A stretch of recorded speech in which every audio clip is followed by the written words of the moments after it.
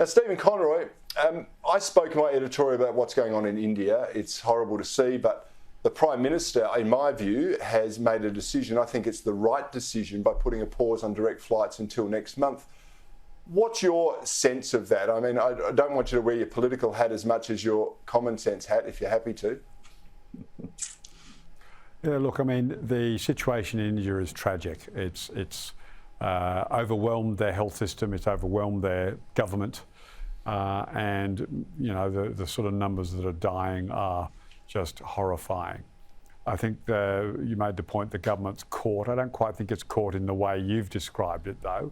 I think the challenge is that it should have been putting on repatriation flights over the last 12 months, and it should have been doing more to prepare quarantine facilities that could have been easily upgraded to take a great influx, and now we've been caught short. I mean, we have apparently between 8,000 and 9,000 Australian citizens who are now in harm's way because we will not do what is the fundamental first obligation of a government, which is to bring your people home if they're in trouble.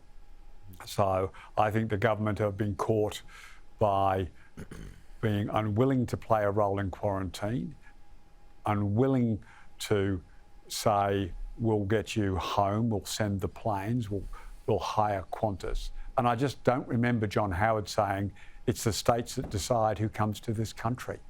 So I don't buy this line that it is the state's fault that we can't bring more Australians home. The federal government have a range of facilities that could easily have been made quarantine standard plus, better than hotels, if it had actually done its job. All right. Now, James, I obviously have a slightly different view to Stephen, and you may have another one, but explain this to me. Why have we suspended flights from India, for example, but we never suspended flights from the UK or from America or other coronavirus hotspots? We just said to people, you've got to pick up the tab yourself as you're coming back. What's the difference here? Yeah, look, I'm very hard pressed to figure out what the difference is. And, you know, yesterday the Prime Minister was at great pains to say how gold standard the quarantine system was. So we haven't seen, you know, any rise in the number of excursions of the virus from the quarantine system. So that seems to be doing its job. So I'm not sure why, you know, if you had a higher number of cases coming in, you would necessarily have more of a threat. I do feel, I think that Stephen Conroy is kind of half right here. I do agree that the government should have done more things proactively to bring Australians back. The government should also have been doing more things proactively to get more of the population vaccinated, because, of course, the more people you have vaccinated, the less of a problem coronavirus is if it escapes from a hotel quarantine facility.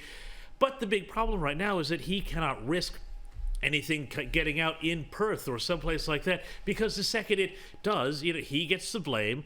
West Australia gets shut down. Mark McGowan gets the praise for whatever reason from everybody who's got Stockholm Syndrome out there in WA.